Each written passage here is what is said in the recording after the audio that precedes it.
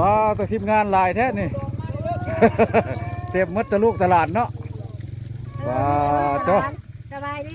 ไม่เท่าในลานลายแท้เลย ลูกลายได้เอาเมื่อโค้งคือเอาเมื่อโค้งบ้านเอาบ่เอาเมื่อครัวอยู่เพื่อนสบายเนาะมันมีน้ำมีอย่างสบาย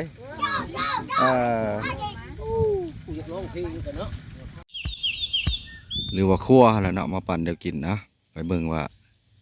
สิเป็นยังไงเนาะ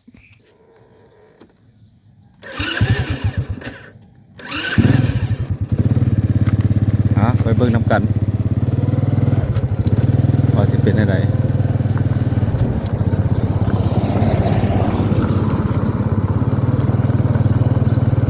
ตีนผู้เขียวนครพลเป็นห้องทางไปกันเลย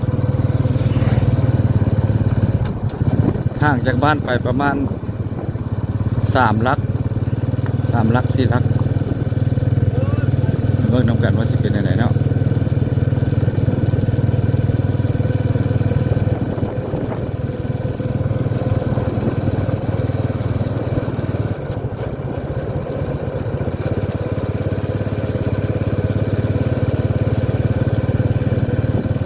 ส่วนหลายงัว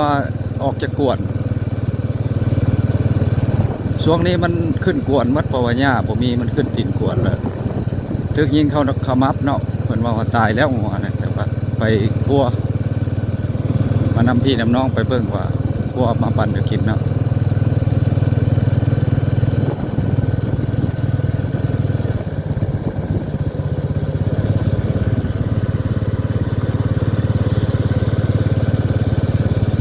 กันว่าสิเป็นอะไร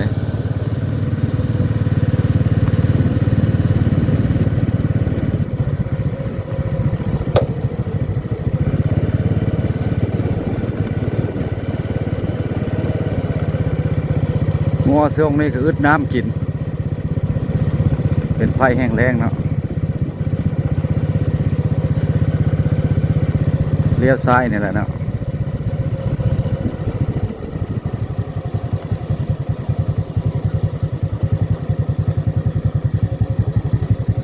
ทางตัวนี้ละทางรถลงไปเอาหินทรายยกอยู่เสียงลงเป็นลงไปเอาดินไปใส่ทางเนาะ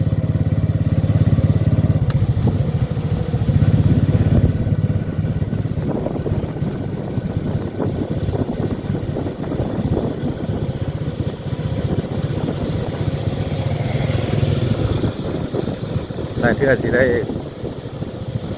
ไปถ่ายให้พี่น้องเบิ่งเนาะทางลง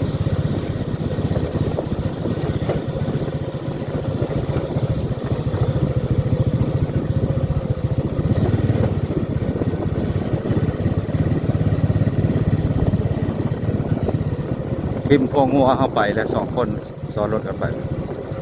ไปหาน้ำกันย่ามเที่ยงพวกสีมือที่บอกกลัวสัตว์เนาะ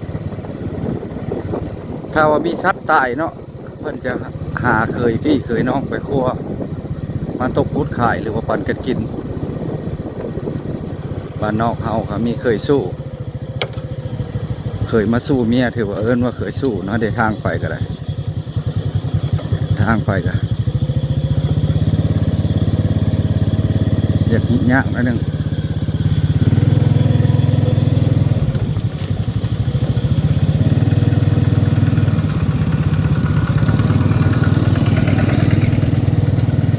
งานเฮา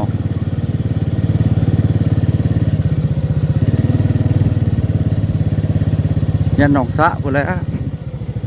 พุ่นละครัวอยู่สะพุ่นละเอารถไว้นี่ก่อนรถไว้เถียงนี่แหละ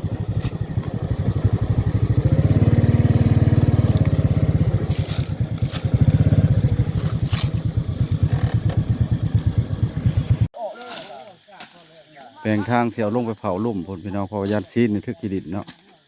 เอาเสียวงัวลงไปลุ่มผู้ไปคั่วอยู่เถียงพุ่นละบอดมีน้ำเนี่ยเนาะเสียกิ้งตรงนี้แล้วใส่รถไถไปพุ่นละแปลงทางงัวลงไปงัวในทึกยิงพี่น้องเข้าขมับเนาะ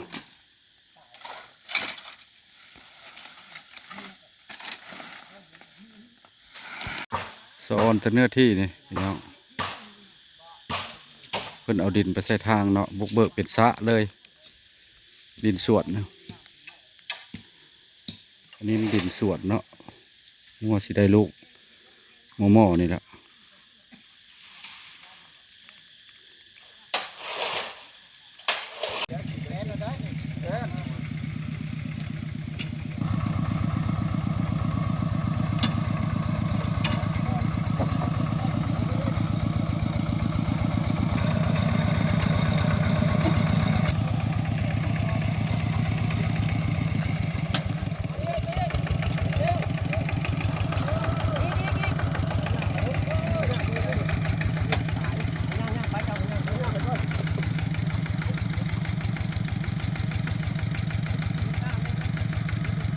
คนบาทเลยคนไทยพวกมันดิคนไทย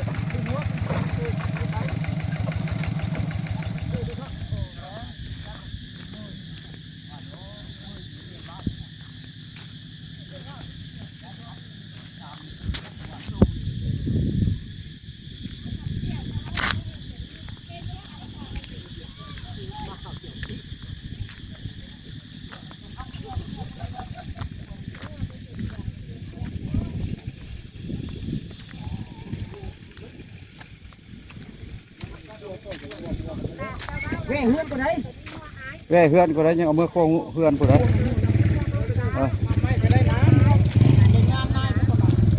ปลาแต่ทีมงานหลายแท้นี่ เต็มมัดตะลูกตลาดเนาะปลาเจ้า สบายดี ไม่เท่าในลานหลายแท้เลย ลูกลาลายได้ เอามือโค้งคือเอามือโค้งบ้านเอาบ่ เอามือควยอยู่เพื่อน สบายเนาะมันมีน้ำมีอย่างสบายกเอูอยากลองเพลงกันเนาะ เอาไปเอาลูกไปจุ๊เดี๋ยวไว้แม่เพื่อนฉันจะเอาเมียนี้มือ ควยน้ำสาว มือเฮือนเลย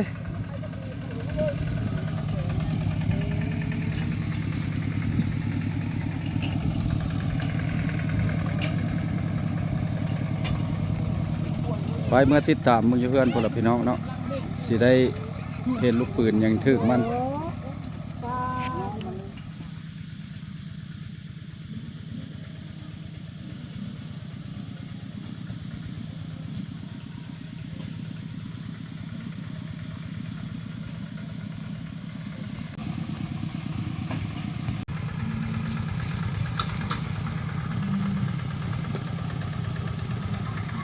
สำเร็จแล้วตกพูด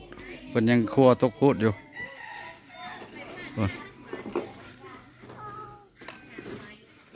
ตกพูด